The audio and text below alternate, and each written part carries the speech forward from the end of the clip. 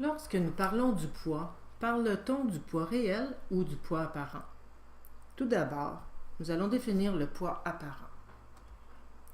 Le poids apparent, c'est tout d'abord une sensation du poids sous l'effet d'une force. Une force cause toujours une accélération. Cette accélération peut fausser notre perception du poids. C'est cette perception qui est pour nous le poids apparent. Lorsqu'un objet est à l'arrêt, vitesse égale à 0 m/s, ou lorsqu'il voyage à vitesse constante, son poids apparent est toujours égal à son poids réel. Nous allons nous expliquer dans un prochain exemple. Le poids apparent est nul lors d'une chute libre.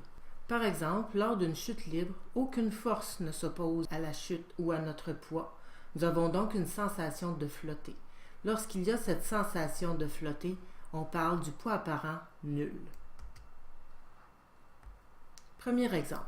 Un ascenseur qui est à l'arrêt. Sa vitesse est donc de 0 m/s.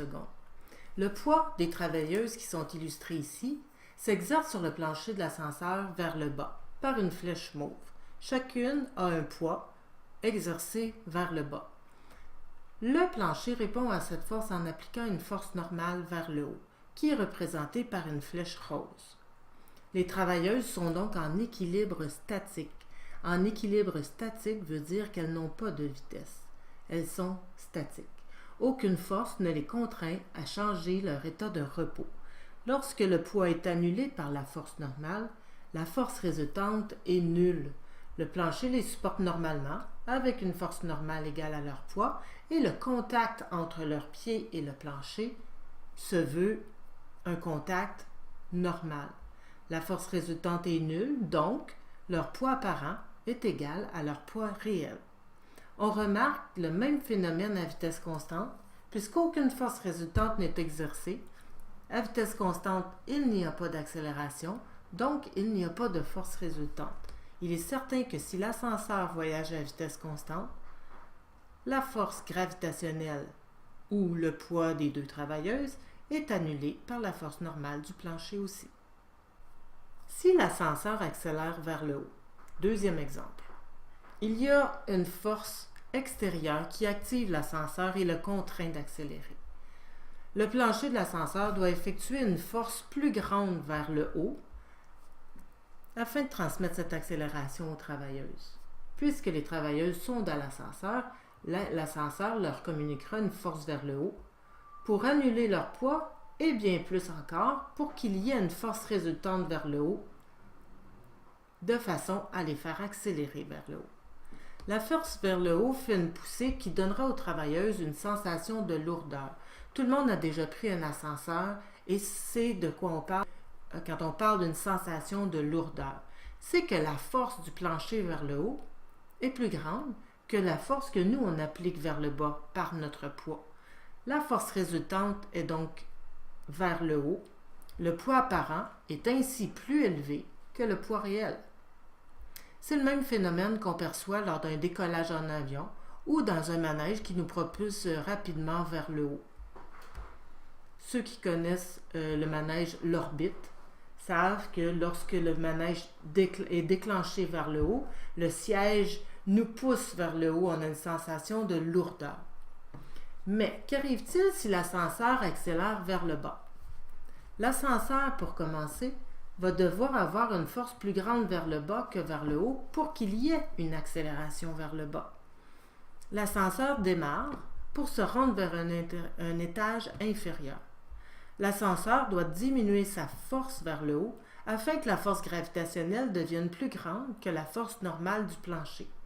La force gravitationnelle, elle ne peut pas changer puisque la masse des travailleuses est constante et elles sont sur la Terre, donc le champ gravitationnel non plus ne varie pas.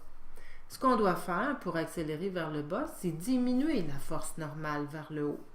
Le plancher force moins au contact des pieds des travailleuses sur le plancher. Le plancher force moins, donc la force résultante est vers le bas. L'accélération sera donc vers le bas. Ainsi, les travailleuses ont une sensation de légèreté. Vous avez tous eu l'expérience d'un voyage en ascenseur qui se met en marche vers le bas et cette sensation de légèreté-là constitue le poids apparent. Notre poids réel, nous savons tous maintenant qu'il ne change pas puisque notre masse ne varie pas et le champ gravitationnel dans lequel on se situe ne varie pas si on est dans un ascenseur qui se situe à la surface de la Terre. Notre poids apparent devient donc inférieur au poids réel dû au fait que le plancher nous supporte un peu moins. Le plancher nous lâche un peu, on tombe en chute partielle. Voici un exemple dans un manège qui illustre bien la chute, que le siège les laisse tomber partiellement. Il n'y a pas de chute libre puisqu'il y a un siège qui les retient partiellement, mais il y a quand même une chute. Sensation de légèreté. Qu'arrive-t-il lors d'une chute libre? Bien, lors d'une chute libre, c'est comme si le plancher de l'ascenseur arrêtait de nous supporter. Prenons par exemple le cas où on devait couper le câble de l'ascenseur. Qu'est-ce qui arriverait? L'ascenseur tomberait en chute libre, toute la boîte d'ascenseur tomberait, le plancher tomberait et les travailleuses les suivraient aussi et les travailleuses suivraient cette chute-là sous l'effet de leur force gravitationnelle. Résultat, le plancher tombe, les travailleuses tombent et l'air à l'intérieur de l'ascenseur tombe aussi. Tout ce qui est dans la cage d'ascenseur tombe à la même vitesse. Il n'y a plus de contact entre les travailleuses et le plancher. Elles auront la sensation de flotter car elles tombent au même rythme que la boîte d'ascenseur sous l'effet de la gravité. Rappelons que l'accélération gravitationnelle est de moins 9,8 mètres secondes par seconde. Ainsi, leur poids apparent sera nul puisqu'il n'y aura plus de contact entre leurs pieds et le plancher. Le plancher tombe, leurs pieds aussi, tout leur corps entier va tomber. Il va y avoir une sensation de flottement, une sensation d'apesanteur. Voilà ce qui résume le concept du poids apparent.